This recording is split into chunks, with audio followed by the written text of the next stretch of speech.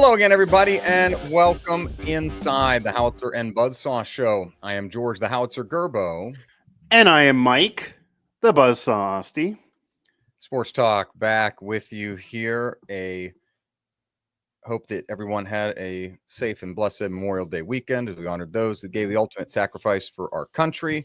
And as we move into very quickly the summer season of the sports calendar, a lot of things going on, man. It is busy time out there with summer season for sports, not officially summer yet, no matter what the meteorologists want to tell you. Summer season for these meteorological, the weather people will give you a summer on the first. The weather, of course, has been end of June, really. But yeah, the weather's finally kind of getting warmer, although basically I'm living in Seattle here in Pittsburgh. It rains every day. Yes. Whatever. A lot of different things across the board. We got Oakmont coming up. The U.S. Open for the men is in just a few weeks. Speaking of Pittsburgh, back in Oakmont. Yep. At Oakmont, we have Live coming up in Northern Virginia. I'll be out there for a couple of days. That's their tune-up before Oakmont for the guys like Bryson DeChambeau, John Rahm, DJ, and others. So we got a lot on that side of the sports world. We got this baseball. We got hockey, basketball, college football popping off, dumb reorganization stuff all over the place. It'd be crazy, We'll try to keep it peaceful for you. And this is the time of year where you get to crown champions, but you also get the recycling of certain sports topics and debates that literally just around May and June pop up every year. This team should play this team every year. This coach is mad at this coach. This format is going to change to this, talking obviously about the college football playoff, that debate, even in the NFL, player movement and Instagram posts and different smack talk among NFL fans as they get schedules released to them. That's what we normally get around this time every year, and we are getting it in full force this year. So there's a lot to be excited about here. There is a reminder that you can find us wherever you get your podcasts. Just search Howitzer in your favorite podcast app, Apple, YouTube, Stitcher, TuneIn, Spotify, and more. Just search Howitzer there. Also, a reminder to check out -podcastgroup.com. A shout out to B-, whose music you hear right here each and every time on the HBS -podcast group on socials and online. You can also find us everywhere on social media at Gerbo3, at MikeOstie11. Again, you can find the HBS everywhere you get your podcasts, including Apple, my preferred listening device here of the Howitzer and Buzzsaw Show. If you can't find us, you're just not trying hard enough. We are all over the place, as the sports world is all over the place. And you can have debates on maybe early fall with a lot of seasons getting underway, NFL, college football, getting to the World Series, NFL, NHL. But this period also can argue as maybe the most underrated portion of the sports calendar. Some people get down on it because after you do crown champions, you kind of, in terms of game action, team sport wise at least, you just get baseball. But yeah, a lot going on golf wise, a lot going on still. I'm thinking we're going to maybe have some long series going into June here to crown some champions in the NHL and NBA. At least one of them, I'd imagine. Maybe we'll go deep. So a lot to look forward to. And a little tease, a lot to look forward to in my personal life is that maybe will come out here in the coming days and weeks to make me as busy as ever before. But it's at least a lull right now, a little professionally. But, of course, the madness of the sports calendar never fully sleeps, which that's what, these leagues like it in this media day and age. So it's working very well right now.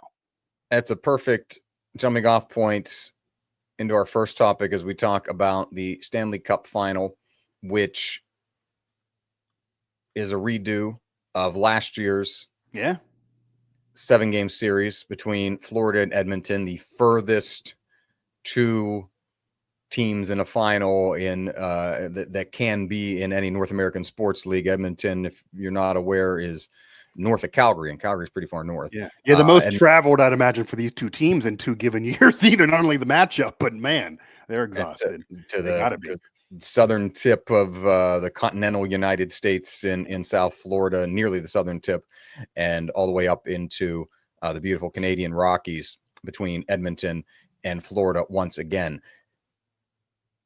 I'm trying to suss out, and it kind of sucks, Mike, because, and we'll get into this a little bit with the NBA. Like, I'm not gonna, you call me contrarian if you want. Like, the playoffs have been okay. Dallas really had a heck of their first two series, beating Colorado in the fashion they did, beating Winnipeg, which was the President's Trophy winner this year in the NHL, best record, most points overall. And it just seems like they ran out of gas there. And Peter DeBoer goes and pulls Jake Ottinger after he gives up.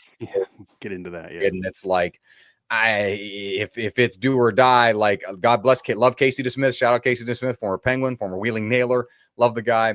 But, like, I'm not making that move in a decisive game unless we've given up 4 goals in the first period. Now, who's to say what Ottinger would have done, but I don't like the move, yanking the guy that quickly, even though it was 2 goals in the first, 7-8 minutes of the game.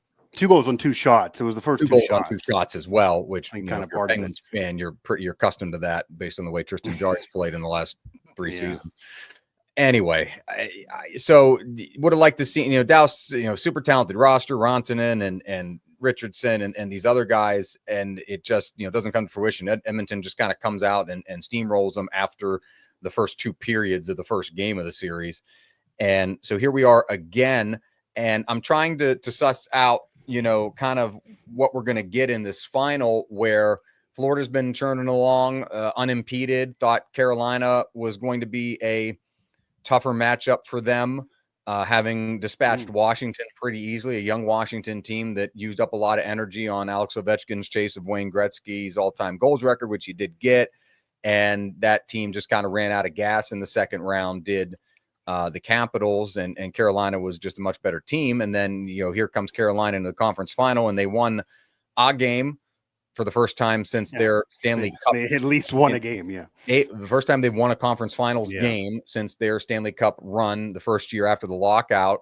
Yeah, when Rod Brind'Amour was a player. He was a player on that team. Brind'Amour was a player. Coach of this team, Ironically beat Edmonton in the, if memory serves correctly, Edmonton in the final that year. That was when Edmonton was an 8 seed, a 7-game series, potentially the worst rated Cup final, I'd imagine. Yeah. First year back after the lockout, the whole OLN deal and back in the day.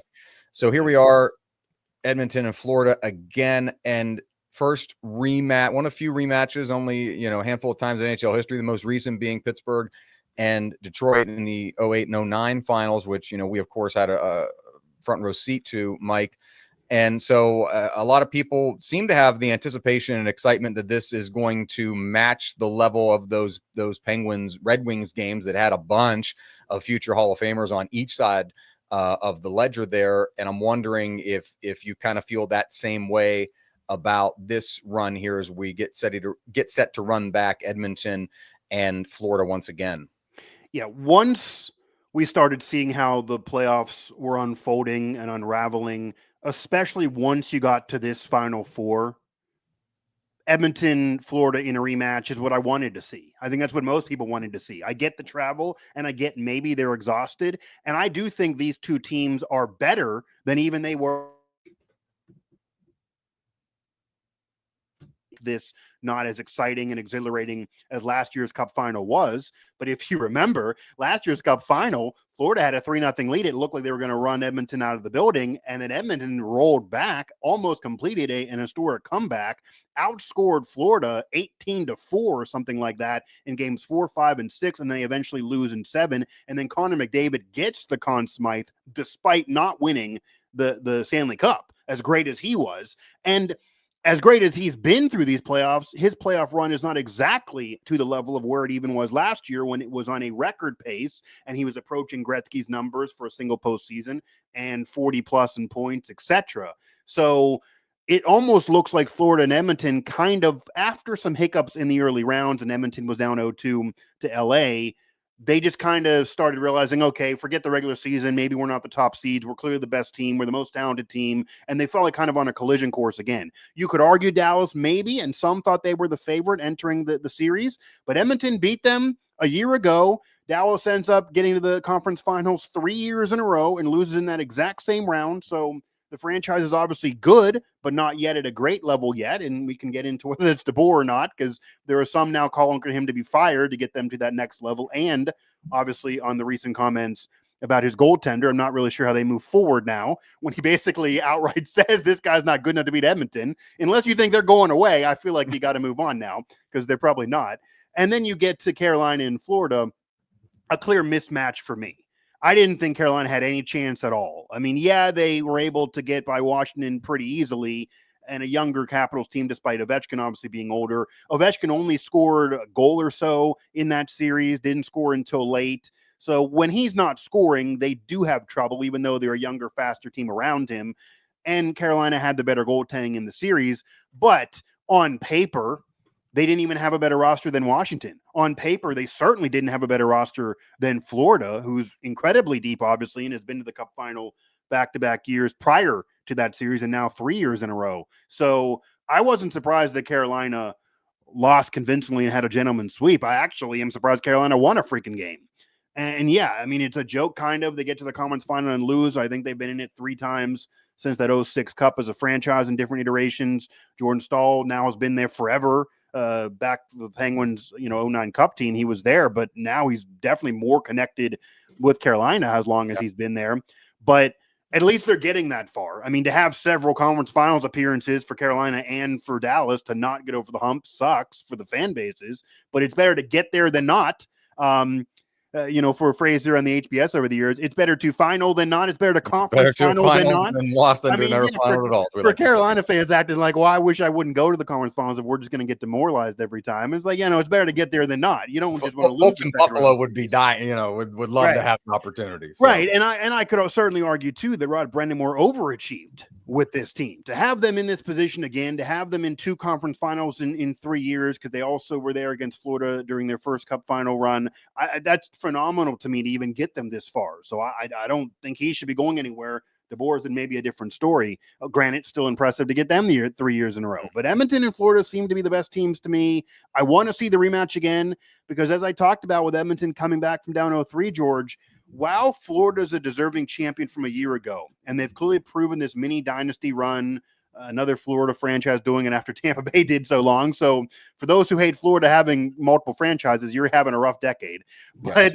But Florida deserves this for sure. From Tkachuk on down, Bobrovsky had a great postseason last year that he maybe could have argued for the Conn Smythe if it wasn't for some of those issues, or if it wasn't for the 4, 5, and 6 in those games in the middle of the series, and if McDavid wasn't so great. If Edmonton didn't come back in the way they did, it would have been his award. Yeah, it would have been his. But once they came back and McDavid was scoring all those goals in the middle, then McDavid got it. And I actually do kind of like that they were able to give it to McDavid because they didn't win the Cup, but he had a great year and deserved the trophy. But if it was not for him in that type of year, an historic postseason, then it would have went to Bobrovsky.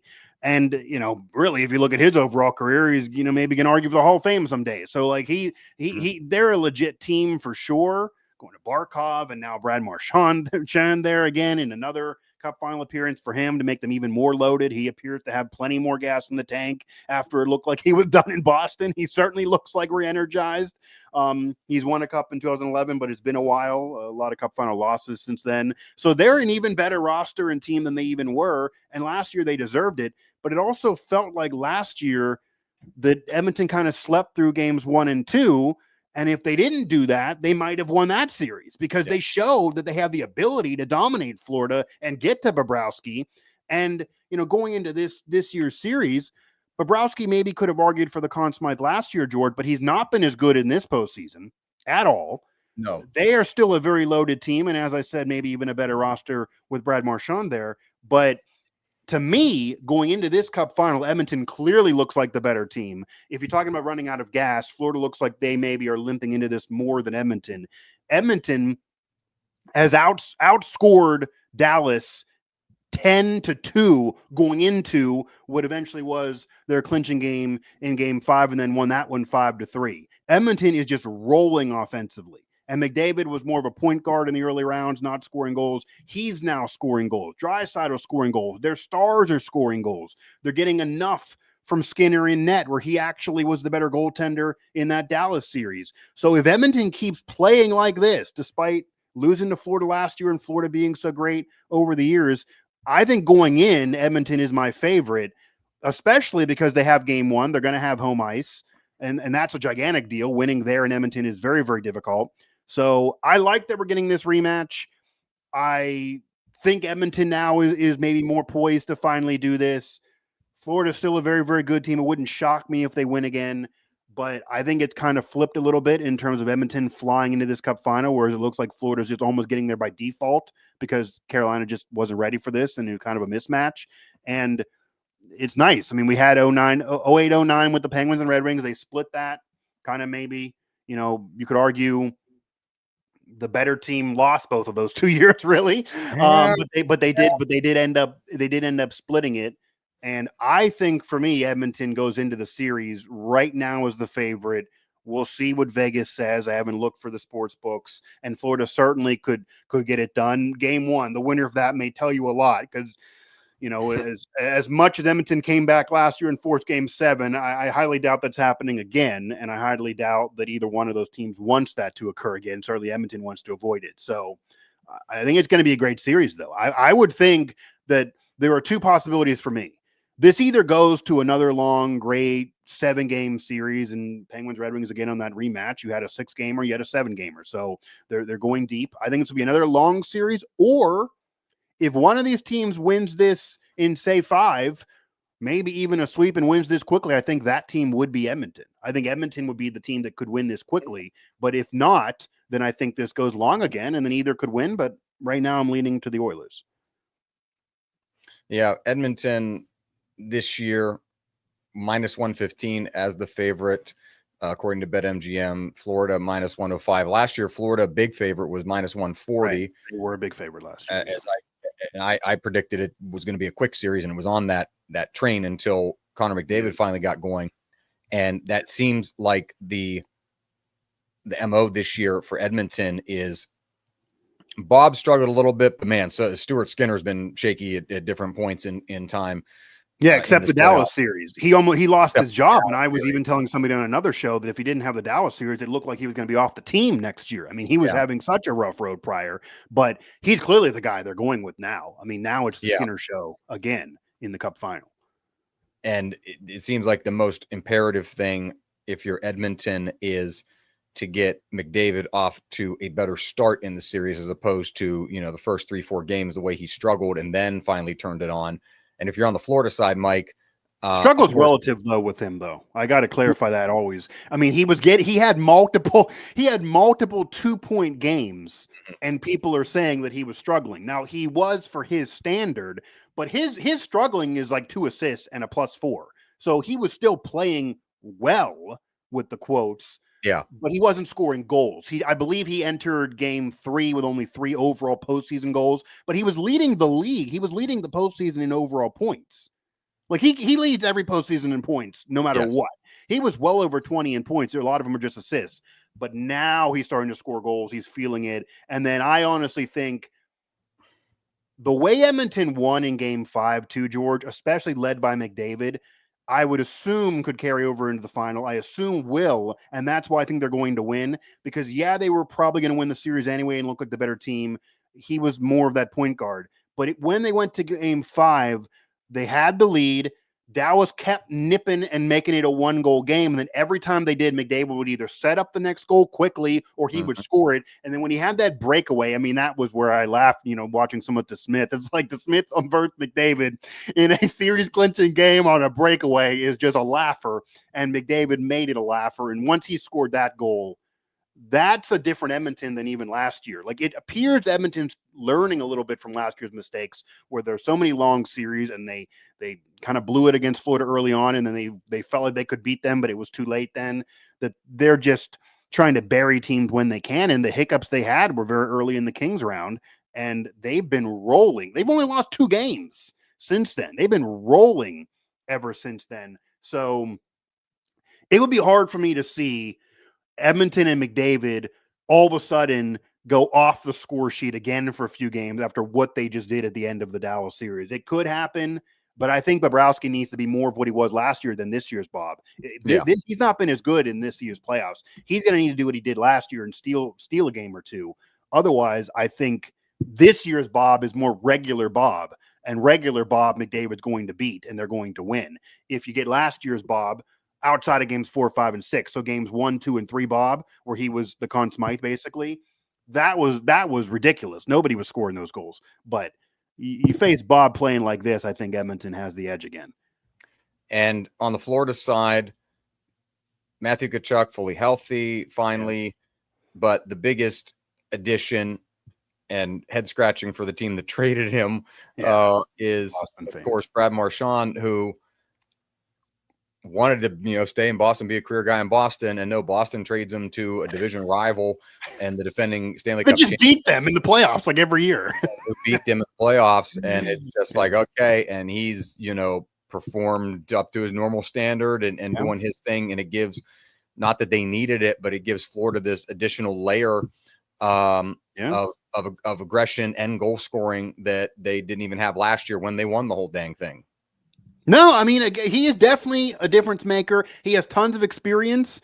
As much as this Florida team has all the experience in the world, now in their third straight Cup final and having won last year, he has even more experience. He's now making his fourth trip to the Cup final. He won, even though it was a decade and a half ago, but he's tasted the defeat in the Cup final multiple times since then. So he's a very experienced player. He is likely a future Hall of Fame player. He's a great veteran presence to have there. And if Brad Marchand's like your fourth best player, you're good.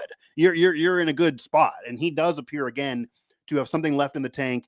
And he almost appears to have embraced this. His first couple games there, his interviews were, I kind of feel weird. I'm still trying to feel it out. Now it appears he's thrilled to be there. He likes being there. They've embraced him as being there. So again, sucks for the Boston fan. But as it's weird, I mean, for an aside, if I was the Bruins, even if he wanted to leave and we're maybe trying to rebuild finally, I just probably would say, I'm just not trading you there. I'm just not going to do it. You got to have some type of like personal pride to not help them win again. But that happened anyway. So, yeah, they're a great team. Bobrovsky could easily turn it on. They're very, very deep. When they get a lead, they hold on to it. They also can obviously always come back in games. They could easily win this again. But this Edmonton team, to me, just feels different. And George, as much as Corey Perry was on the Oilers team last year when they lost in the Cup final, as he's been on a lot of teams to lose in the Cup final in recent memory, he's even been better in this postseason. So he's a year older. He has 7 goals so far. He has even been better, and he's scored critical goals. He is still very productive at his age. Jeff Skinner even freaking scored his first career playoff goal for the Oilers. They really took last year's team, had several players now be better that were even on that team, added to the team as well. I'm going to say this bluntly. If the Edmonton Oilers do not win the Cup this year, I almost guarantee I know what happens. And Skinner in net collapses and they don't get goaltending or defense. If they get average goaltending, even what they got in the Dallas series, certainly prior in the playoffs, maybe beyond the earlier games against the Kings, if they get that regular production from Skinner, does not have to stand on his head, does not have to be what Bobrovsky was last year for Florida. If he just is fine and maybe allows 2 to 3 goals a game, but no more than that, I think they're going to win. I think they can do enough offensively. I do not believe, unlike in games 1 and 2 last year before Edmonton got going, I do not envision a scenario here, even if Florida would win this series, George, where they're going to be getting any 2-1 victories here. I mean, it would be surprising if they can do that to this Oilers offense. Now, to their credit, last year Edmonton was rolling; they were scoring goals. Now, Florida was the much better team, and they in the season as well, and they were heavily favored. Edmonton's favored now, but then all of a sudden Edmonton gets to Florida, and they couldn't get it by Bob for a while. Once they figured it out, they then exploded things, and then it was just too late in Game 7. But again, I think if I'm Edmonton, and it kind of sounded like this from McDavid's interview. If I'm Edmonton, okay, we're back in the Cup final. We got there last year. That was a big deal for Canada and the franchise. McDavid got his Conn Smythe, even though we didn't win the Cup. We got to win the Cup. That's obviously the next step and what the pressure is for us to do. But if I get a pick outside of, obviously they would have overpowered Carolina, I want Florida again. I think they're excited about it. I think they're salivating for it. I think they feel that they can beat Florida. I don't think they're intimidated. Some of these teams in recent years have gone into Florida series intimidated by them. And, Toronto gave them a tough match. But generally speaking, Florida clearly looks like the better team in the Eastern Conference in all of these series. I do not think Edmonton feels that way. I think they feel like they are the better team. They are the favorite. They're going to be the favorite. And they should win. So to me, again, I think they should win. They will win. I mean, McDavid in his career in the postseason, George, I also kind of do want him to win just to legitimize his resume, because he literally has more multiple point games than single point games in his postseason career. He has put up multiple points in playoff games over 50% of the time. And if you really want to compare this historically, Sidney Crosby has multiple point games in 37% of his postseason games in his career. Same thing with McKinnon. McDavid is over 50%. Mm-hmm. Crosby's at 37, McDavid's over 50. Again, I'm not going into a full, career versus career debate here, but that is phenomenal. That again tells me that the reason McDavid has not won a cup yet is not his fault. He's done as much as he possibly could do and could be asked to do. He's had 30 plus points in pretty much every postseason, multiple 40 plus point postseasons, deep runs after deep runs in the cup final last year, and then again back there this year. So they have more pressure on them because Florida won last year. Edmonton has more pressure. If Florida doesn't win, Marchand has a ring from a while ago. They all have rings. Like, it sucks to lose 2 out of 3 cup finals, but the pressure is not there. They at least would have won last year.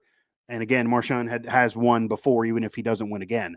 But Edmonton needs to get it done. I also think they will. And I also will add, too, and this hasn't been yet promoted, but I'm pretty sure this would be a record, that if Corey Perry would win the cup, it would then break the record of the most years between cup championships. He won his only ring in 2007 with Anaheim. This would be 18 years. Chris Chelios broke Mark Recchi's previous record. He had a 15-year run in between the Penguins and then when he won later on. Mark Recchi had 15 years. Chris Chelios from 86 with Montreal early in his career. And then in 2002, he has the record right now at 16 years, but that would be 18 years. So that would then break the record. So Corey Perry would get that record. And he's been losing cup final after cup final. I mean, he lost to Tampa, lost with Tampa, lost last year. Like, I'm kind of rooting for him too. But I do think Edmonton is the favorite and going to do this. Do you feel Edmonton is ready to win this, or do you still think Florida's going to beat them again? I think Florida's going to beat them. The only result that would surprise me would be Florida in 4 or 5. I think Florida could win it in 6. I think Florida could win it in 7. Edmonton's got the home ice advantage. Shout out to, as you mentioned, Corey Perry. As much as people love, as we love Sidney Crosby, Corey Perry, Anaheim was the number 2 pick in that aptly named Crosby draft, and he's perfectly acquitted himself for his entire career. He should have a banner up in the rafters in Anaheim when his playing days are done, and as a Stanley Cup champion. It could be a multiple times. People forget that he actually did win though, because he lost so many damn times. I feel like he needs to win again just to validate the one from 18 years ago at this point. 3rd year of his career, 07, and then Crosby wins 09. No, I think Florida is still. They also could be out more. I feel like they look more out of gas to me than Edmonton, but it might be different. That's kind of the weird part. They played more games, but especially after the Toronto series, like, you're trying to figure out, is the Toronto series the norm? And they caught a Carolina team that's really young and I don't want to say inexperienced, because they do have experience, but just really young but hasn't found a killer instinct yet. Have the Hurricanes, and is Florida how they looked in the Toronto series, and Toronto just not being able to figure it out in another game 7. Does that come back to haunt Florida here? So I would not be surprised if Florida loses in 5 games, but I can see them being the kind of team, just because they've shown this resiliency so far in the playoffs, that I think they can do it, even though it's a cup final, even though everybody's gassed and everything else.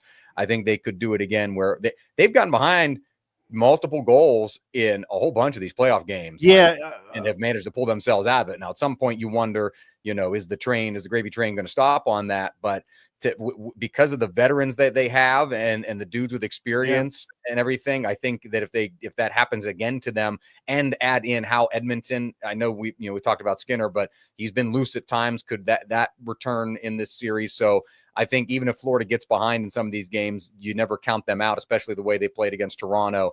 in coming back in that series. So that's why if Florida and Edmonton's blown games, the only game they lost to Dallas, they blew a third period lead. Yeah. They are more prone to blow games. They're also more prone to get down in series. One thing I'd kind of like to see Florida do in this mini dynasty run, which obviously they don't want to do because they want to win this easily. Yes. The one thing we've not seen from them, we have seen from Edmonton, is come back when down in a series.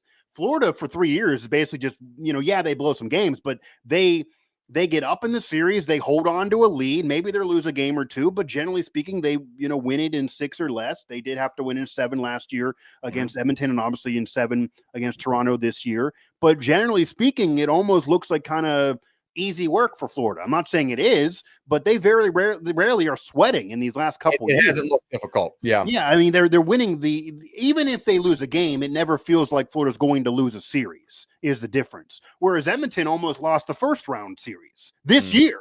And of course they won against Dallas handily, but that was not the case, in the earlier rounds, and they did lose in the cup final last year, and they got down by so much early. So Edmonton has more of the ability to come back. We've seen, they've even talked about it. They know they're never out of a series, George. If Florida would get a 2-0 series lead, Edmonton would in no way in the locker room feel like, oh, they can come back. They know they just did it last year. They could do it again. So they always would feel that. I would like to see how Florida would react. This series is starting in Edmonton. Yeah. Edmonton's very good in their own barn. If Edmonton wins game 1, George, I'd like to see how Florida then reacts, because you're starting to argue must-win games now. How many times is Edmonton going to lose at home? If they get games 1 and 2 and have a 2-0 series lead, I think that's one thing I'll say. I think I'm picking Edmonton, but this could go either way. I wouldn't be shocked in either result. However, Edmonton still, to me, like last year, is more prone for a comeback. Maybe Florida's the better team, but I think they're more prone for a comeback. If Edmonton gets a 2-0 series lead here and wins the home games, I cannot envision a scenario where Florida's able to come back as much if Edmonton starts getting a stranglehold. They would then be going home, obviously, but it would at that point, it would seem harder for me to envision them coming back. We've not yet seen them do it. And I do also think game 1 is a gigantic deal. It's easy to say game 1's a big deal. Obviously, whoever, gets game 1, I guess I'll kind of flip it in that regard. If you're picking Florida going into the series, if Edmonton wins game 1 and scores goals, does that then immediately give you concern about your pick? No, because as you're kind of, laying it out there, we're drawing a direct parallel to 2009, where in the games that were played in Detroit in the beginning of that series, Detroit outclassed the Penguins, beat them 6 ways to Sunday. Then they came back home and Pittsburgh leveled up and got that series even. And then go back to Detroit, and Detroit hangs 5 goals on Marc-Andre Fleury, and everybody's like, "Oh, the series is over." And Pittsburgh comes back and wins a 2-1 game in game 6, and they go in game 7 and win a 2-1 game in game 7. So it does feel that even though if you see Edmonton light up the scoreboard, which they can do, especially they also can win on the road. Unlike your example, I mean, this Edmonton team wins a lot on the road as well. Yes, but I think when you get this time comes when the rubber meets the road, and it's the Stanley Cup playoffs, and Florida's played well in their building and away from home. So even if they lose those first 2 games, you come back and hold serve. And I don't think the Panthers are worried about it. We'll see now that you're used to the travel, and I hate using that, but this is like the one case in this in North American sports you really can use it, because it is a haul and there's no direct. I mean, the team flies direct, but it's a long friggin' way to get to Edmonton from Miami or Fort Lauderdale. So how are you're used to that? You've done it before. That shouldn't be as much of an issue. And I still think that Edmonton and is behind the 8 ball for a couple of reasons, mainly because you've got this, the onus on the Canadian teams. We're 30 years on now with since Montreal won it in 93, the last Canadian team to win the Stanley Cup. And honest to God, this is the best of the lot. Like, God bless Winnipeg, wanted to see him do well. We knew that team wasn't really going to go far. Yeah, they're lucky to win a round. I mean, Winnipeg hasn't even been able to win a round in recent years. All up in the regular season, but it's not a star-laden good goaltending, Connor Hellebuck, but it's not a star-laden roster. It's this Edmonton team that they've, rejiggered, switched coaches, very tenuous. This is the best team since Montreal won in '93 of a Canadian team to even do it. I mean, you could argue last year's Edmonton team would be the other, but in 2006 when Edmonton was there as an 8 seed, Pronger's a Hall of Famer, but nobody else is. The Ottawa team was never going to go. I didn't feel like they were going to win the cup when they got there. Canadians got back there in the bubble, stuff. But if it's not this team, Ginla, the Flames in 2004, I mean, that was a 7-game series. He's a Hall of Famer. You could argue that they maybe were equally matched, but they did lose. But after they lost, then we're here. And it looks like this is the next opportunity for Edmonton to do it for Canada. I don't know where it's going to happen because Toronto's got to get out of their own way, and they're switching up general manager and president and everything like that. So I don't know when it would happen otherwise, but you've got the weight of the country behind you, and the fact that you were just there last year and pushed it to 7 after you started the series horrendously. All of that kind of going for you. I think Florida plays this series with no pressure, honestly, and that may be part of the reason for me why I think they can. It's going to go long, in my opinion, but I think they can still win the series. Yeah, I mean, I'd like it to go long. I'd like to watch some Cup final hockey for a while here. I kind of would like both of these series to go long, both in the NHL and even in the NBA. But the pressure's on Edmonton for sure. And it's not fair to put all of Canada on Edmonton or McDavid, but it kind of is there. And then they also lost last year. If they didn't lose last year, maybe it'd be even a little different because last year was the first time they got there. That was a hurdle for this group, even though you still had pressure of Canada. But I don't know if I want to say there's no pressure on Florida. They did win a cup last year. And again, their star that was not on the team by Marchand does have a ring. But if they go to the cup final 3 straight years and only win 1, and then Brad Marchand has a ring. He's a Stanley Cup champion, but he loses in 3 cup finals since 2011, and his one in 2011, he wasn't nearly elite, and that was early in his career. It loses a little bit of luster. So if they win again and he gets a second one, and then they get their second as a team, and they get 2 out of 3 years, that's where you're arguing dynasty. If you're comparing this, because they have a little state rivalry, if you're comparing this run with what Tampa Bay did prior to their spurt here in the Eastern Conference, they got to get 2 to be in the conversation. Mm-hmm. I mean, one cup in 3 straight years of the cup final would still be something to celebrate. They'd put banners for just getting there, as they should. This is an expansion franchise that got there early in their tenure in '96, but otherwise they had about a 10-year run where they were horrible and not even a contender. So this is seemingly a little bit out of nowhere. They did a lot of this through the draft, Barkov and others. I mean, they were bad for a long time, but kept getting high round picks, and then here you are. So they built this and they deserve it, but it would be a different vibe to win a second versus only having 1 in 3 years. Granted, it's not as big of a deal, obviously, as if you're Edmonton and you go 2 years in a row, you lose to the same team, you don't get it done. I don't think it's fair at all. McDavid's a Hall of Famer. He's a top 20 all-time player, top 15, whatever you want to put him. All the goals are there. He's going to end up with 500, 600, 700 career goals. He's so young. He's not slowing down. He's one of the fastest players of all time. The points, all of that's there. Draisaitl's even a Hall of Famer too. But if they don't get a cup together, even though it's been a while for the franchise, it's going to be a little different of a stain. And he's not going to be, it's totally unfair. Because again, he's had better single postseason runs in terms of total points, multiple point games. And George, in terms of points per game in his postseason career, he's only behind Gretzky and Lemieux. So you could make an argument he's had a better postseason as an individual than Crosby, McKinnon, and those guys. McKinnon has a cup and Crosby has 3. Unless he gets 1, he cannot really join that conversation. I mean, prior to Ovechkin winning a cup, people sometimes were down on him in the postseason, but his postseason numbers were not nearly as great as even McDavid's have been. Yeah. Oh, 100%.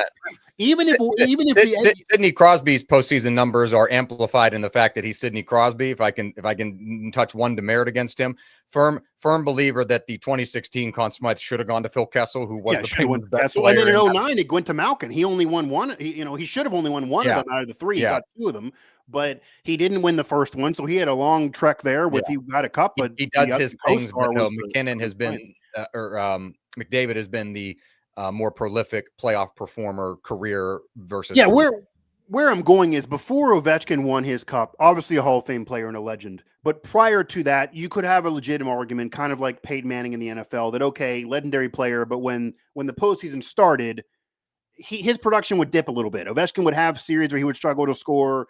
Peyton Manning would throw interceptions. It wasn't their fault. It's a team sport. The teams weren't good enough, but they also wouldn't carry anybody, and that was the knock. McDavid, you can't do that to McDavid. I mean, if they don't win again, I mean, he has 35, 40 points again. We're getting to the point where I have a serious question. What else does he have to do? You're basically asking him to get 50 points in a postseason. George, last year he won the Conn Smythe in a losing effort.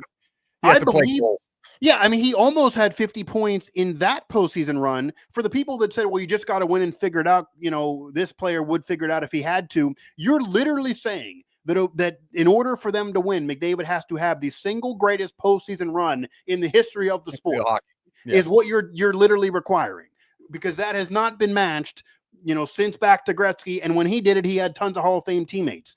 McDavid likely has one, unless you really want to argue for Corey Perry and bang the drum there. So outside of that, it's him and Draisaitl. Now, this is never discussed because McDavid is always the face of the franchise, George. And if they don't win, it always goes to McDavid. It makes sense to do so, even though he's been great. I get all of that. Do you remember a little bit also what happened last year that no one talked about because he is the Pippen of the team? Draisaitl went in the witness protection program in the Cup final. Draisaitl goes through spurts where he does nothing. He's been good in this postseason, certainly was fine in the Dallas series. He cannot go 3 games without scoring and then have McDavid take all the heat anymore. Draisaitl has to also step up. When Crosby won the 09, Malkin was Conn Smythe. He was also great. Then he had Malkin and Kessel that were both great. Ovechkin finally got some help when he was able to win. It cannot just be the McDavid show where he got to get a hat trick every night for them to win. Perry's giving them production. Evander Kane's giving them production. They're getting production again. Jeff Skinner scored. They're getting better goaltending and defense. They're great on the boards. They're a great checking team. And Draisaitl's been fine so far. But if he again struggles through a series and it's the Cup final, then at minimum, we got to at least have people on the broadcast say this is Draisaitl's fault here if he doesn't do anything, because he just never gets discussed. He's like this, I've never seen somebody have so much production and have no conversations go his way. Other people, is that what it comes down to? Malkin got way more shine in Pittsburgh than Draisaitl gets over there. He's very under the radar. It is very Scottie Pippen-like. I feel like we're going to get a movie 30 years from now where Draisaitl is going to be secretly mad that he doesn't get any credit for anything. But McDavid deserves it all, and we need to see a full team effort here. I think Edmonton's going to win. For a funny thing, too, that was brought up a little bit after their clinching game in the Western Conference Finals. Did you notice that? So they didn't touch the Campbell Bowl last year when they lost. They treated it as if they didn't want it at all, which teams do a lot throughout history. This year, it looked like they weren't going to touch it again. And then McDavid literally turned and looked at it for a second and then just grabbed it and literally, it almost looked like, if you read his words, he was like, "Can I touch this?" And it's obviously, you're up to you. But then everyone else looked at him like it was crazy and he touched it. If you've seen some Edmonton reaction, they're kind of freaking out. I think this is completely overblown. But do you still believe in the touch or no touch curse here? We've seen teams touch and then lose. We've seen teams not touch and hold it and then win. So I don't think that jinx exists anymore. But Edmonton clearly intentionally tried to do something different now, because I guess not touching it didn't work for them a year ago. Florida doesn't touch either, and they have, they're 1-for-1 in the Cup Finals recently. I do indeed support it. I not support what the jinx or touching it. No, we did it one way, and we didn't get the result we like. Do it another way. You call it superstition, or I'm in favor of trying something different. Put it that way. So if that means some people, it seems like, are mad that they touched it though, because they don't think you should ever touch a trophy. No, I saw that video. I thought that was dumb. Edmonton, I thought you guys were hockey smart. You know the deal. You know how it works. Penguins have touched it every time. In their 3 victories. So the Prince of Wales Trophy in the Eastern Conference. So yes, I'm a go ahead and switch it up if it didn't work for you the first time. I do believe that. Yeah, and if you go back to 08-09, Detroit didn't touch it either time. They won in 08 and then they lost the next year when they didn't touch it. I mean, there was a period, there were decades on end where if you didn't touch it, that guaranteed you were going to win, and if you touched it, you would lose. That did occur in the NHL for a while. Long time. But that's been broken for 30 years now. I mean, that's long gone.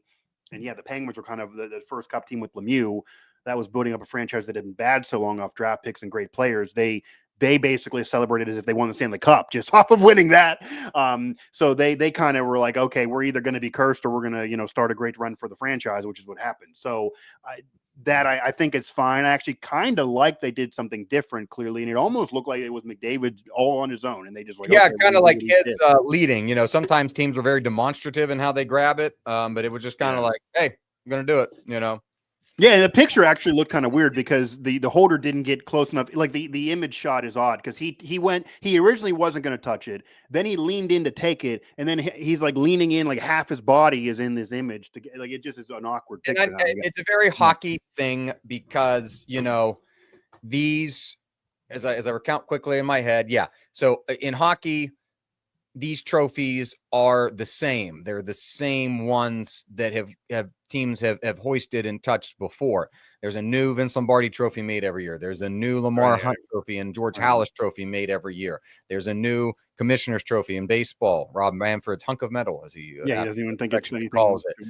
All these other leagues, Larry O'Brien, same thing, and they've changed how it looks. The Stanley Cup, since they've added the lower 5 rings, hasn't changed in that look for decades. And they are the same trophy. So I get mysticism behind it, but in the same way, I'm just lost after not touching it last year, though. Yeah. And in the same way, I'm a celebrate, how far you've come type of person where, you've won the conference championship 3 back for Edmonton back-to-back years now. You can still appreciate and celebrate it. The hockey's not a spray champagne like baseball is after every round, but celebrate and appreciate it while still having focus on your ultimate goal, which is win the Stanley Cup. You can do both things. They're not mutually exclusive. So I think that you can still have your cake and eat it too, basically. Yeah. Now, do you think, especially if you think Florida is going to win this, because this is going to be the conversation if Edmonton does lose, and getting there back-to-back years is impressive. McDavid's a Hall of Famer regardless. I still think he's, it shouldn't be put on him if they do lose because of all the points and great postseasons he's had, and he did win the Conn Smythe last year. But if they do lose again, there are conspiracy theorists every summer, especially now with Ken Holland in Los Angeles, having left Edmonton last year after booting that back up again and what he did with Detroit earlier, that believe that eventually, if there's not a Stanley Cup win for McDavid, especially as he keeps playing so well, that he either will force his way out or they eventually would just say, we're now going to rebuild and we're going to do it like the Oilers did with Gretzky way long ago. And we're going to do the Gretzky part 2. We're going to do the same thing. Granted, I mean, they actually won the Cup 2 years after trading Gretzky, so maybe that'll be a good luck for them. But they're going to do that kind of thing again, where they're just going to get tons of draft picks, be able to build it up like Oklahoma City Thunder have done in the NBA, which we'll get to here in a moment, and just shell off McDavid to go get his cup elsewhere.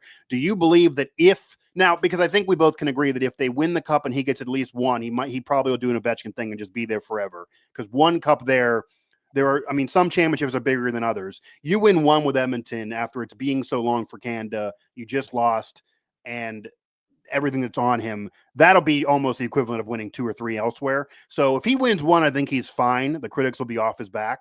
But if he doesn't, do you think we eventually see McDavid playing for another team, whether he wins it or not with that team?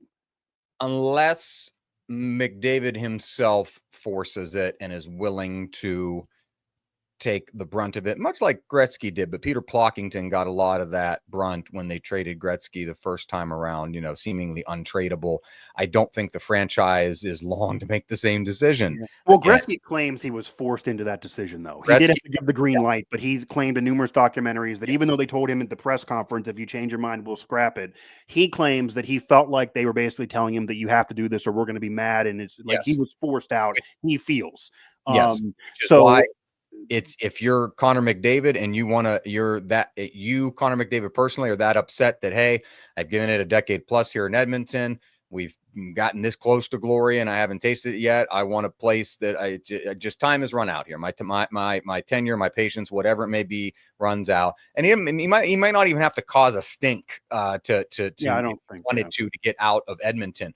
Brad Marchand wanted to resign with Boston. Boston was, like, in my opinion, seemingly like very unrealistic and unwilling to deal there in what seemed to be a pretty fair negotiation, and just like, The two options were long-term contract that would have made him a Bruin for life, or trade him. Well, I think they thought that he didn't have what he's had in the tank, though. I think they thought he's not an elite player anymore, where McDavid still is. Yes, but they were negotiating on a deal that would have kept him in a Bees uniform for the rest of his career, basically. But I think they thought he wasn't worth it.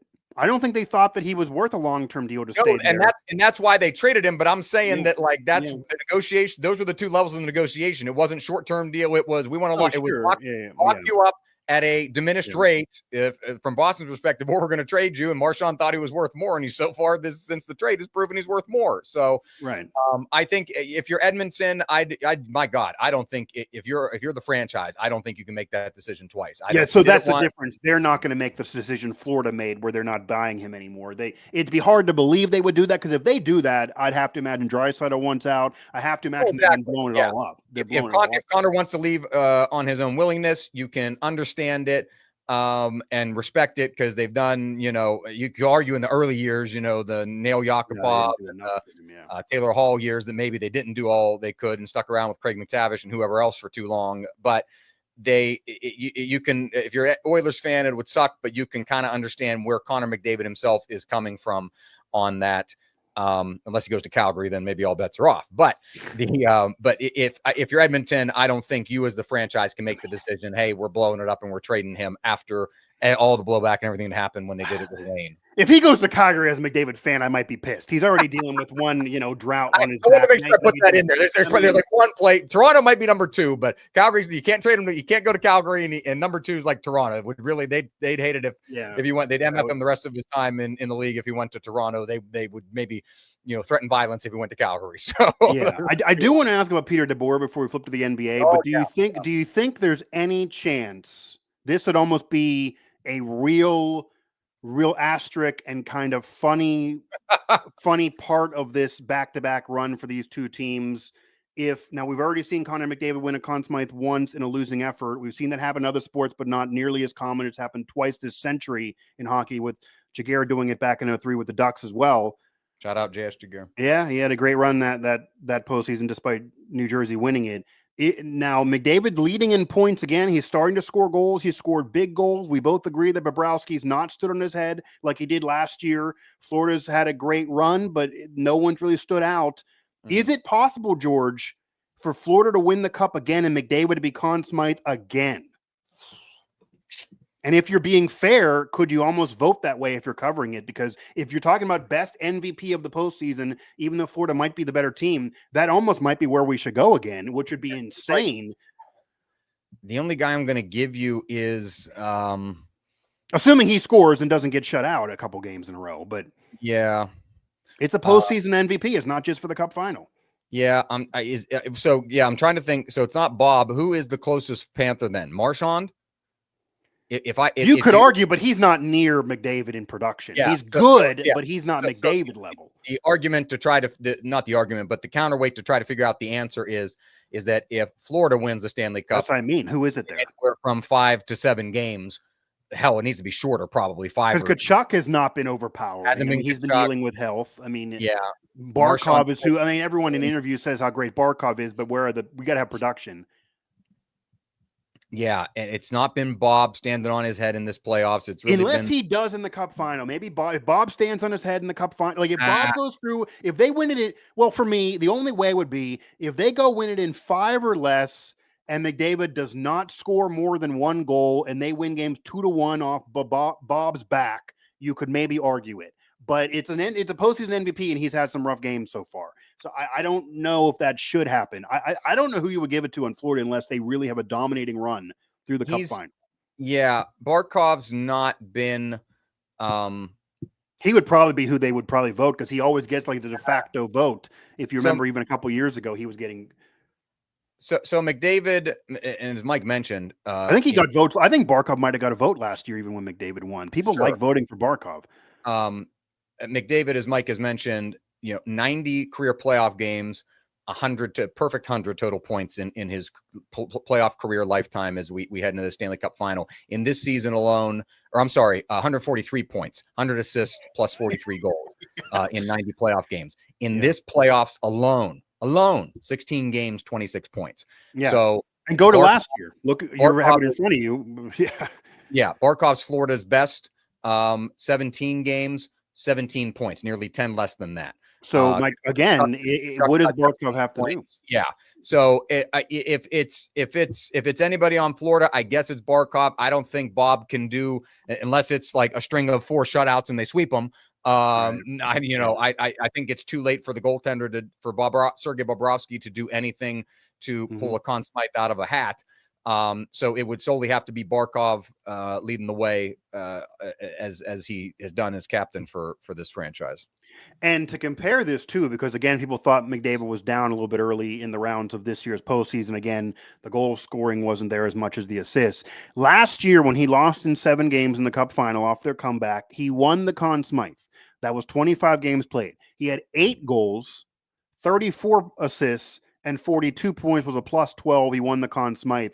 He has 6 goals so far right now. So he's actually on pace, George, to be very similar in goals scored. So my point there is, it's not even a debate of anyone's opinion. The voting public, people who vote on this, who are going to vote on it again, they did not penalize him for goals scored last year. They looked at total points and gave him the award because it was a tough fought overall series. If they look at total points in a tough series, which we assume would have to go 6 or 7 for him to be a candidate, I don't know how you avoid him again. Then assuming he's going to be over 30 plus, points again. His second best postseason run, by the way, is basically Crosby's best when he had 33 points a few years ago, and he had 20 through 12 games in 2023, by the way. But I don't see how, if he ends up with 35 plus points, which would then still put him top 10 all time and only his second or third best. I guess my point is, I don't think the goals have to come. If he's getting assists and they're getting into a 7-game series and he has 35, 38, 40 points, I mean, and Barkov would have to go ape shit to basically get near anything worth talking about. Now, they may vote somebody because they don't want to give it to McDavid back-to-back years in a losing effort, but again, I don't know who else you would give it to on Florida. You could maybe again argue Brad Marchand. It doesn't have to be the total point guy, obviously. I mean, we have seen Barkov winning it. I guess would kind of be like when Lindstrom won it. There was a myriad of Red Wings that could have won it that year, and they gave it to him. He obviously didn't lead in points as a defenseman, but he just was so important through that run in 2002, and then Zetterberg won in 2008. But Barkov gets credit every time on every broadcast, and even when Brad Marchand talks in all these interviews, everyone loves talking to him. He always gives credit to Barkov. Barkov's clearly this team leader. If I had to bet money, they probably would give it to Barkov because I don't think they want to give it to a guy back-to-back years to lose. But if you're being fair, unless McDavid totally gets shut out, I think he absolutely could contend for this again, even if they don't win. But there's pressure on him. I want him to do it. I think he can do it. I think this is a better Oilers team than last year. But before we get to the NBA, the team they ran through again and certainly proved they're better than, even though yet to prove it against Florida, is the Dallas Stars. And Peter DeBoer in that cup or that series clinching game 5 where Edmonton was scoring left and right, 2 goals, 2 shots, and that's the end of the line, pulls his goaltender. And then in the post-game press conference, literally says, he goes through last year too, and literally like, well, Ottinger has lost to them, 6 times in the last 7 games. He wasn't good last year. He can't deal with Edmonton, to paraphrase. So we had to make a move. It's a do or die game. I get maybe making the decision. Like, we could debate the decision all day because he didn't have a great series and it was a do or die game. But when you take the decision with the comments where he basically says this guy can't get it done against Edmonton, who is not going anywhere aside from trading McDavid, they could easily go back there again next year. A serious question is, are we going to hear that DeBoer is fired because they haven't gotten a cup final with him despite this recent run? And second of all, if you're Ottinger, how do you move forward? How do they move forward in that relationship when he basically blamed his superstar goaltender for a series loss to the same team they lost to a year ago when they wouldn't have got there without him? So Peter DeBoer, for those that don't know, has a propensity to do this, especially with goaltenders. Yeah, he does. He does. Stab This is the roughest we've seen in a while, but yes.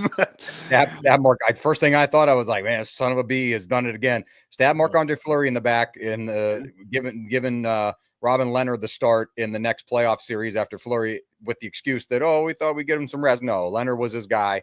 And so he does this. Amidst all of that, dude is an unconscious 9-0 in Game 7. Yeah, he's really good at the opposite of Doc Rivers.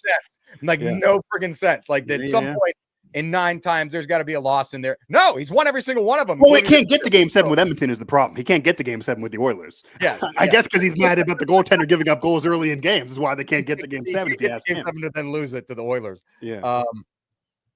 Man, the dude. How do you move on when you say the goaltender is at fault publicly as much as Fleury's been waffled in Vegas? Got to the final. Yeah, but he didn't go in a press conference and say that Fleury's not going to be able to get it done. He did pull him.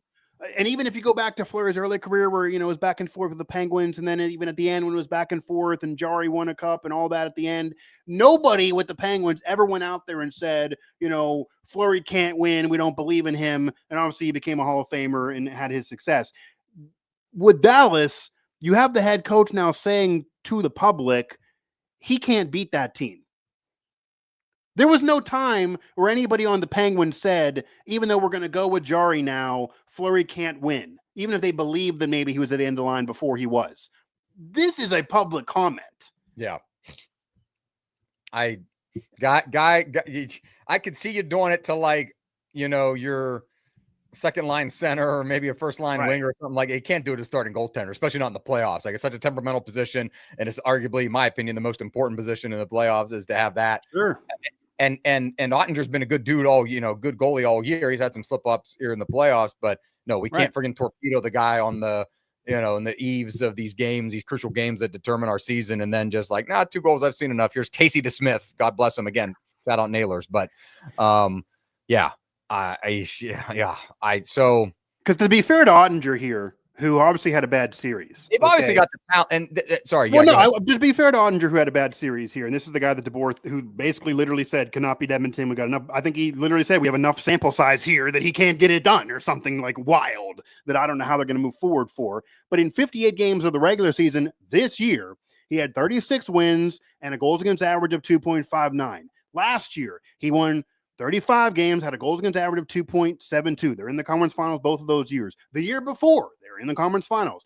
2.37 goals against average and 37 wins. The year before that, 30 wins, 2.53. And then prior to that, he was not even their starter. So he has put together a continuous run of a body of work here that has 149 wins and an average of a goals against average of 2.52 in those 4 years in a row, George. I get they haven't been able to get by Edmonton, but it's not like everybody has. Edmonton's very, very good. We're basically talking about Florida, and if you go way, way back to Vegas and Colorado, who've been able to contend with them over the last 4 or 5 years. Dallas has been a good team without getting over the hump, but it's hard for me to say he had one bad series and then he's all of a sudden the problem of the last 4 years. Those numbers are really, really good, and if he's great against everybody but can't do it against Edmonton, maybe you got to somehow beef up some offense. I mean, going into the series, there's nobody thought Skinner would have the better series, and he did. So I get being frustrated, but who are they getting better in net? If you're DeBoer, are you quitting? Because if you're still coaching this team, how are you better next year if somebody else is in net for you? I get he does this with decisions, but this is a comment that feels stronger than anything he ever did to Fleury or anybody else. If you're Ottinger as an athlete, do you want to play for this man anymore? If you're a goalie, do you want to play for this man? And to that point, Mike, they've obviously they've got to. This is where it kind of goes. You always fall on the coach. The roster's loaded. Love their roster. Have loved their roster. And they added Rantanen after a stop in Carolina. Well, this year's roster was even better than last year's roster. Yeah. And last year's roster was so good. And it's just they're a wagon. And at that point, when it's until Edmonton, they cannot beat Edmonton. Yeah. If you're the management and you're looking like, hey, we got the freaking pieces. What is the missing component? Then we need to spice it up, and we've seen teams do it. Pittsburgh's done it midseason twice, turned into the Stanley Cup. But Edmonton fired their coach early in last season, and they went to the Cup final. Edmonton done it through McDavid's tenure. And you'll remind me that the guy, the Kings fired their coach like the first month of the season, and they made the playoffs a couple years ago. Yeah, it happens a lot. Yeah. So if there's a time to do it, maybe it is now. And it's like, oh, it's crazy. He's coming off a Eastern Conference or Western Conference final run, but hockey is this sport where it's like we need a new voice in the room, and they are too good not to. They're too good, and I know they made the one Cup final. They lost to Tampa, correct, a few years ago. Yeah, to Tampa, it was years ago. Yeah. So they're too good. They've been there, finals, but they're too good not to crack and get to the Cup final again and win a Stanley Cup again. So I mean the Dallas Stars. At this point, you've got the pieces there. Maybe it's time for a new voice. The Dallas Stars franchise, I've said this before, and I do mean this seriously, is probably the most underrated pro sports franchise in any of the major sports and even beyond. If you look at the last 10, 15 years, they did win a Cup in 99. They got back there the next year. And then from this century, as you mentioned, they were in the Cup final and lost to Tampa Bay, who's a dynasty. It's not like it's a bad loss. They've now been in the conference finals 3 straight years. They were in it even more often earlier in the decade, earlier in the century as well. If you go the last 25 years, George, how many franchises in pro sports have 3 championship round appearances, like 6 or 7, round prior to the championship round conference finals appearance? That's the case for the Stars, and it's over multiple coaches, multiple groups of players, multiple generations of the sport. The Stars always win. There's been spurts and great success for the Red Wings, but then it's been the bad last 10 years. There's been a great success for the Avalanche. They had a bad decade and a half, and now they're great again. The Oilers were kind of floundering before McDavid, and now they're great. But in the West, San Jose's had a run. The Kings obviously had their time with 2 cups, but they also been a roller coaster ride. Even Chicago, they had their 3 rings with Kane and Taves, but then now it's been rough. Dallas, through all of that, they've not been great ever. They've not won a cup since 99, but through all of that, they've been really good. They've never had a year where they're just horrendous, like Detroit has had, for example, recently, or Colorado's had recently. They've just been consistently really, really good.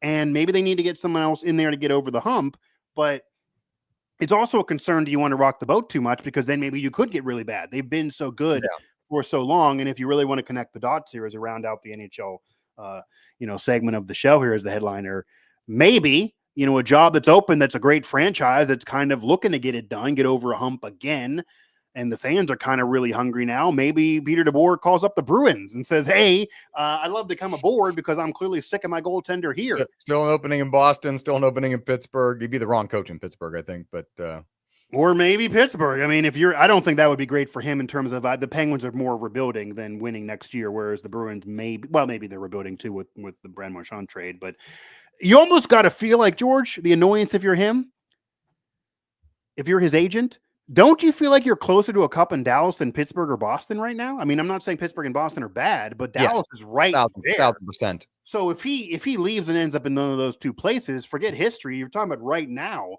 I don't know if they're better jobs for him because all he left to do is win a cup. But it's hard. I mean, if this was any other sport, George, if this was the NBA, you would have the star in the GM's office saying, fire him.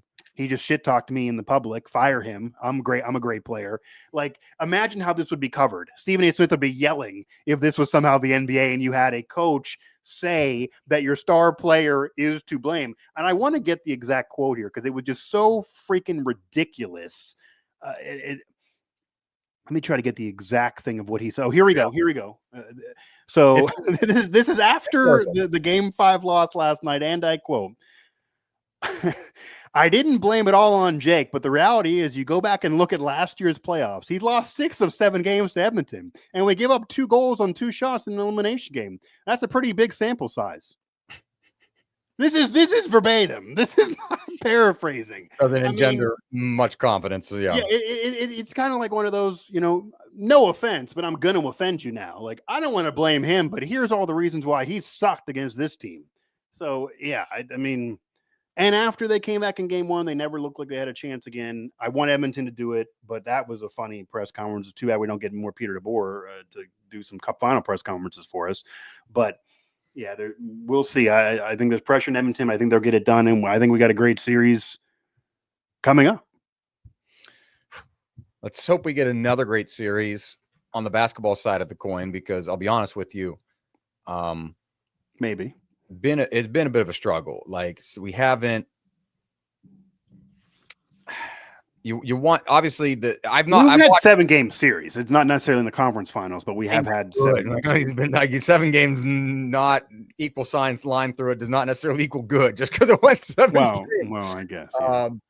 I've watched none of the Minnesota Oklahoma City shit. Like that was not good. That was a rough series. I mean, Minnesota had one good game. Otherwise, they looked overmatched. Yeah. Yeah. It's just shout out to free throw noted free throw merchant Shai Gilgeous-Alexander. He's been. Series, I mean, you haven't had fun watching him. He's had 40 points every night, basically. The series against the Nuggets was the only one that I was like, okay. And then Minnesota, and it's just like, yeah. But that's not even a pro Golden State take. Honestly, it's just like you kind of knew that Oklahoma City just had the firepower that Minnesota doesn't. Like Minnesota's played these real tight, low scoring. Oh, sure, they were the better team. Yeah. So you watched Jokic and SGA, and that was fun. And that kind of felt like the West Final in a lot of ways. It was. So watch none of that series. So rightfully so, we may focus a lot of our attention here on the Pistons or the Knicks and the Pacers, where Indiana has risen to the challenge. And as we talk about, kind of Edmonton last year and how they came back in their series, man, Pacers feel a little bit like that early Florida, where Pacers were on track to sweep this in a lot of aspects. And the Knicks have clawed back, got a win in game 3. They got a win in game 5. So it still, though, feels like, and I think Tyrese Haliburton was only 2 of 7 in game 5. So you kind of look at that and like, he's been a roller coaster. Either he's been a historically great player or off the board already. 30-point triple-double or 2 of 7 from the field. So he was literally had 8 points the game after the 30-point triple-double. So, yeah. So in terms of where this stands, it feels like it needs to be closed out if you're Indiana in game 6, because man, you're fighting a Sisyphus type of battle, pushing a rock up a hill. If you got to go back to Garden game 7, they haven't been to an NBA Finals this century. Will be very rough. Although the Knicks have lost at home a lot in these playoffs, they have got there with a below 500 record at home. That needs said, and obviously they lost those games early in this series. So the Knicks at home is no guarantee victory, but you'd have to imagine if they get there, they'd have a lot in their favor. I will say this: I expected Knicks Pacers to be a great classic series. We always get that with Indiana and New York, but this hasn't felt like a great series. Obviously, the West Finals wasn't either, because Oklahoma City was clearly the much better team, and Anthony Edwards didn't even have a great series on his own. But this series, even when the Knicks win, this feels like Indiana's just the deeper and better team. And I get Halliburton's had that roller coaster ride, but the reason why they're the deeper and better team, this is the difference of the series when the Pacers eventually win it, George. Halliburton is their best player, and Jalen Brunson is the Knicks' best player. The Knicks have to have Jalen Brunson be their best player in order to win games. The Pacers do not have to have Halliburton even have a good game, let alone a great game, for them to win games. Now, obviously, when he struggles, they have some problems occasionally, but they've proven they can win with Siakam and other players stepping up, and they have a deep group that can get points and find. TJ McConnell had double digits in scoring in some of those games for the Pittsburgh Kid for Indiana. So they are so deep. They are just so deep. And after New York if New York did not blow game 1 and they were up in this series 3-2, I think the Knicks would be fine. But when you blow game 1 with an 18-point lead, you're clicking, you're at home, the crowd's feeling it. All the great Knicks the last 25 years are courtside every one of these damn games. I feel like they all think they're going to get rings out of this if they win, because they're all there with this team. And then you blow that. And Halliburton does the choke sign. They don't even win off that. It ends up being a 2. But then Indiana does win in overtime. So the momentum's all with the Pacers. Then they win again. And yeah, New York's had the heart, and they've been able to win games and extend this thing. And they now got the one at home. But dropping that game 1, George, just really feels like it killed the series before it could get going, and it didn't make it a classic one. Because if they lose this in 6, or even if they lose this in 7, you can point to game 1 and say the Knicks had it. It doesn't matter who's a better team. Anybody in any sport should be able to hold a 20-point lead. I'll quote Neil Brown, who I cover with West Virginia, the now fired Mountaineers coach. Lost the backyard brawl, blew it last season, and obviously, WVU wasn't a good team, but he said a line that I think is the most truthful thing he ever said.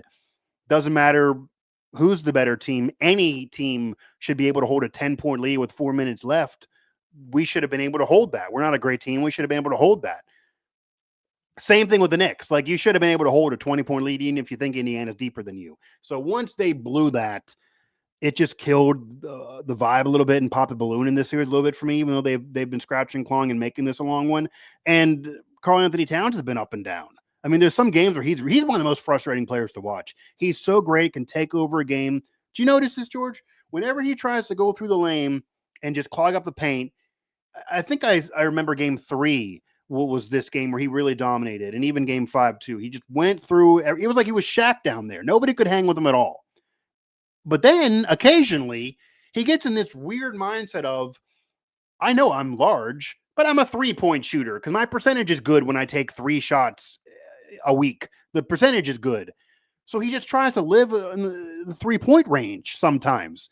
And it's not, he doesn't need to do that as much as he does when he's so overpowering under the hoop and with the ability to turn rebounds down there and just beat everybody up. He sometimes gets frustrating, and he gets in foul trouble. Him and Brunson have been in foul trouble most of these games. I just don't, all of the problems have been greater on the Knicks, even though they've only lost one more game to Indiana. So Indiana feels like the better team all the way through. But I will say, when you look at all these teams through the playoffs, George, and maybe it's boring for TV ratings, and maybe the NBA does not want to do a San Antonio Spurs thing again for the next decade where they won all those titles and they were very boring and no one wanted to do interviews and they're in a small market. But unless somebody gets really, really hurt or there's some crazy trade, I feel like the Thunder are going on a dynasty. I feel like there's nobody that can hang with them. I feel like they're winning the championship this year, and I don't think it matters whether it's the Knicks or the Pacers. I think the Thunder are winning it pretty convincingly. I think even Indiana, they would win in 5 or 6, and the Knicks, they probably win in a sweep or 5. The Knicks look exhausted to me a lot through these playoffs, even more than Indiana. And the Thunder, to me, are clearly the best team. And in this era where you can't put together a big 3 because of different apron rules and money rules, they basically have one. I mean, they basically have one now with SGA, who's MVP, having an historic run. Chet Holmgren's now healthy and he's back. Williams is scoring points. This Thunder team, it doesn't have the Hall of Famers that the 2012 finalists had with KD, Russ, and Harden all going to the Hall of Fame. But this group looks like it's going to stay together and looks like an even better team overall as a collective. And this almost kind of compares to even how Golden State was. You mentioned them early in their dynasty. They lost the series of the Clippers during the whole Sterling mess. You deal with that. You come out of it, you're, fighting with the Clippers for a couple years. The Sterling thing looms over those series. And then all of a sudden you win in 2015 in a different style with homegrown talent. And yeah, you get KD later, but you realize, okay, we're not going to do this one year. We're going to be a dynasty, and you get really good and you guys become legends and become Hall of Famers and stack rings. And it feels like OKC can do this, and this is the first of many for them unless something wild happens. But I don't see how Indiana or New York beats them. I think Indiana still gets out of the Knicks series. I think they are the deeper team, the better team. But the Knicks, in all reality, are playing with house money. They weren't supposed to get this far. They did beat Boston. They're in a conference final for the first time since 2000 for that franchise. Knicks fans are going to be upset to lose to Indiana, but this is better than what really was supposed to happen this year, so it's hard to be too mad. But I would be shocked if they come back, and if they do, I think Oklahoma City destroys them in the finals.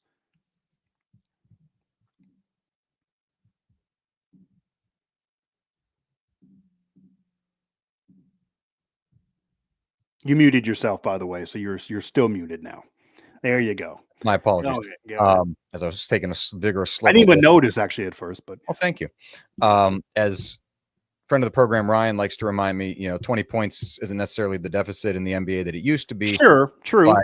But at the same time, you don't want to keep putting yourself behind that 8 ball and have to dig out from that each. Not in a series like this, though. The Knicks had that at home to blow a 20-point lead.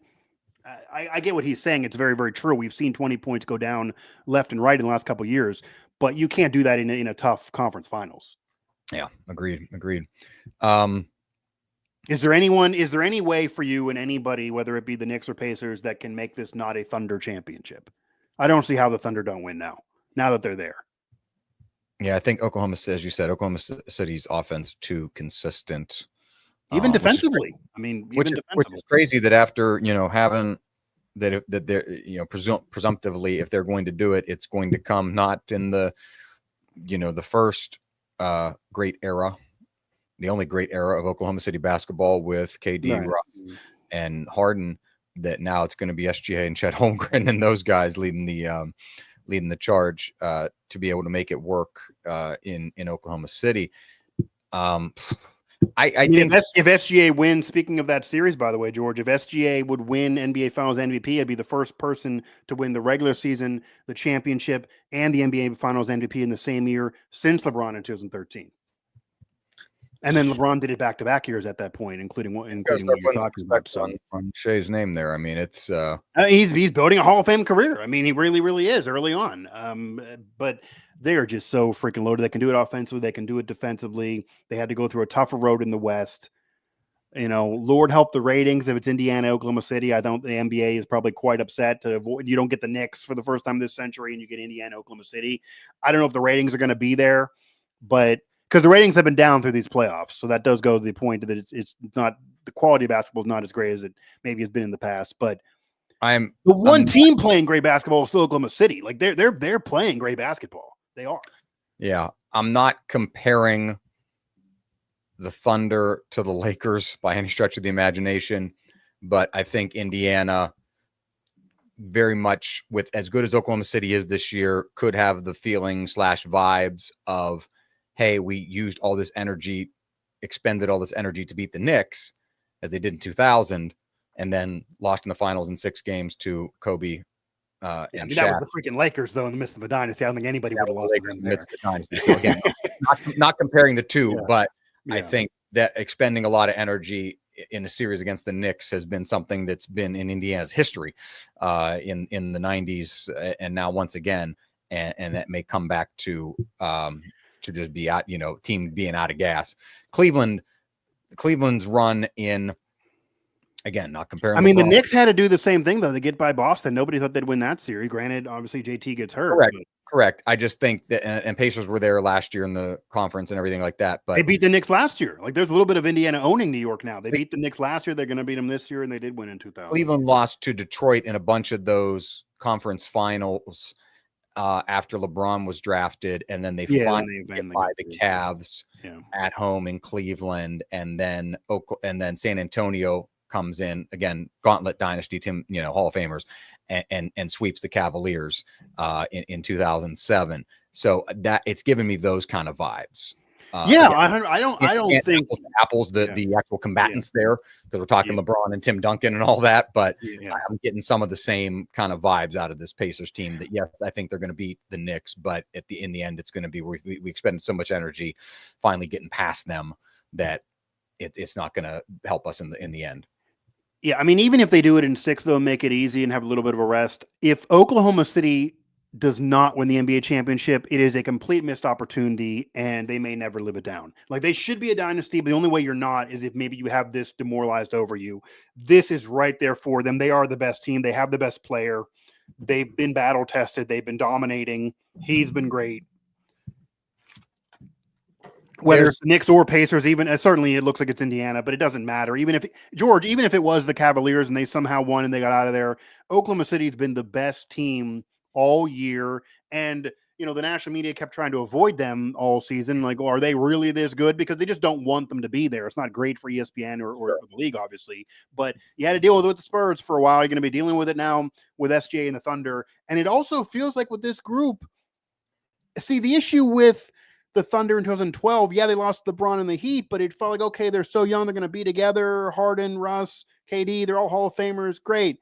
And, they were just emerging, but, KD was already MVP. Like, they knew how great they were. But then you got egos in the way, whose team it was. Obviously, KD eventually goes to the Warriors. Harden wants to start. They don't give him enough money. He eventually goes elsewhere and goes to Houston. This team does not feel like it's going to break up. It doesn't feel like the Chet Holmgren cares that it's SGA's team. He's the MVP. They all respect that, and that's great. Yeah. It doesn't feel like anybody is worried about anything. It doesn't feel like there's drama there. This, to compare it to the Spurs, it feels very San Antonio-like, where they just have an order, top on down, and nobody tries to buck the trend, whether it be publicly or privately. SGA is the best player, and they go on down. Same thing with Tim Duncan, best player. Manu Ginobili wasn't able to crack the starting lineup, and nobody cared. Tony Parker wasn't getting nearly the shine that he should as even some of the point guards in that era. He didn't care. They just kept on winning and stacking rings. And, they didn't go back to back. Maybe Oklahoma City will be able to do that. It just feels like they should definitely do this. And yeah, they didn't win in 2012. We'll see if the franchise cares or not, but it technically will be the first title since 79 because the Sonics title does count for the franchise, even though I have said many times that if the Sonics come back like there are rumors, they need to reclaim that history like the Browns got in the NFL. And then this would just be treated as if it's Oklahoma City's first, which it really would be anyway, really, especially in that location. But doesn't matter who. I mean, I think Indiana can give them a tougher series than New York, because I think they basically just got to shut down Brunson, and then Cat will probably get in foul trouble. But Halliburton's been so up and down. They have other players, but SGA's not been up and down. He's been great every game. So I just don't see how Oklahoma City loses. And if they do, it is a gigantic missed opportunity. They're going to be an incredible Vegas favorite, I'd imagine. And we'll see what the ratings are. But I will be tuning in. I think we're going to get great basketball and a great final. Certainly if it's Indiana versus OKC. I'm excited to watch that series, even if I don't think the ratings are going to be good, but I don't give a damn. I'll watch it anyway. So we're going to get great championship rounds, I think, in both sports. And then we're going to get the, what did Shams call it? He predicting the craziest offseason in NBA history, which, by the way, I know he's not that old, but he's around our age. That's a big statement, man. I mean, 2010, when Kawhi went to the Clippers, it could be wild. Going back to Cleveland was a big offseason. LeBron that was another one. Yeah. Was a big offseason. 2014. I mean, movement of this is wild. I mean, yeah, Giannis may say I want out, and then that makes a lot of things wild, and it causes a rift, and he'll go somewhere. Of course, it'll be a wild offseason. But that's a gigantic statement. But we'll get ready for it after these finals, and the one team that won't get broken up is Oklahoma City either way. But Sam Presti maybe finally gets his. I mean, he's kind of been the Billy Bean of the sport, just all these great draft picks. They're holding suit. They got great players. They're homegrown. No one wants to sign there as a free agent. And getting him one ring, I think, will count as about 4 or 5. Like, if they get this will be treated as almost like a college vibe and a national title almost as much as an NBA championship. But so would for Indiana and New York. Obviously, they both, haven't done it forever either. The Knicks 73 and the Pacers never in the NBA, and their ABA title was last in 73 as well. So we'll get a drought either way. But as you have been for highlighting the ABA, because nobody else really has. So shout out to you for that. Well, it's also the funny thing is, and as I put in the story I wrote, the technically the championship drought for the Knicks and Pacers is the exact same time frame. People act like, because say the Pacers had never won. Yeah. They were in the ABA up, they won the ABA title in 73. The Knicks won the NBA title in 73. And then a few years later, they're in the NBA. So my point is, George, if you're going to count NFL titles prior to the Super Bowl, and if you're going to now ingratiate Negro League stats in Major League Baseball, then I don't get how you can avoid the ABA if you're the NBA. And that includes stats, it includes titles, it includes franchise history, it includes all of that. There's a lot in the ABA that happened that would increase some individual lore as well as some franchises' success. And again, if we're going to be saying the Negro Leagues are part of Major League Baseball, then I don't know how the hell we're not doing that with the ABA and the NBA, especially in a progressive league. But the Pacers got banners, so at least they try to do it, even though it never gets on the broadcast. But yeah, an NBA title would be a much bigger deal, especially with Reggie Miller covering it. But I don't see how anybody gets over Oklahoma City. I just do not. I mean, they're by far the best team, but we will see. We'll put a nice bow on this playoff edition of the Howitzer and Buzzsaw Show. A reminder to find us wherever you get your podcasts, on Apple, Google, YouTube, Spotify, TuneIn, and more. Search Howitzer to find us. And also shout out to Kellen B-Conley, whose music you hear right here each and every time on the HBS-podcastgroup.com and on -pod group on socials, delivering great podcast to the people, -podcastgroup.com. You can find us on social media at Gerbo3, at Mike Ossie 11, at Howitzer Buzzsaw for the show handle. Of course, find us everywhere you get your podcasts. And of course, if you're just not able to find us, you're just not trying hard enough, because we, again, are all over the place and in this kind of lull before we officially get into the summer, this spring lull. Whether the weather cooperates or not doesn't matter, because we're getting a lot of great sports. An underrated portion of the sports calendar is about to happen. So just buckle up and As a wise man once said, who also has listened to this episode, this Howitzer and Buzzsaw podcast before. So, as a wise man once said, who has listened to the Howitzer and Buzzsaw show in the past, and that is Terrell Owens, get your popcorn ready. That's a true statement, actually. That's not even exaggeratory. I defended him on the Hall of Fame debate 4 years ago, and he randomly found it on Twitter and will say, "Hey, listen to this." Literally one of the mysteries of life, how he found the show. Shout out T.O. We love you. We respect you. Yeah. This has been another edition popcorn ready. Yeah. Of the Howitzer and Buzzsaw show, where we conquer triple doubles, trophies, and sports radio. One day at a time.